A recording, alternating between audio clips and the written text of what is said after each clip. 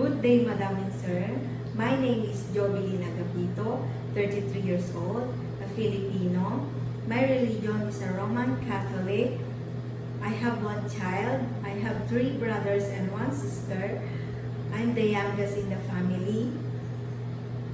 I'm a college graduate with degree of Associate in Office Management. I work as a household worker in Saudi Arabia, Singapore, and Philippines.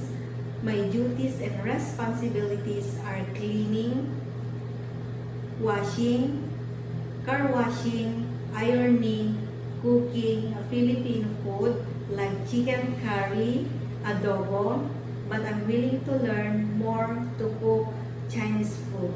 I love taking care of baby and children by giving food, milk, tutoring, play with them, love them as my own family. Sir and Mom, I'm hardworking, patient, honest, and trustworthy.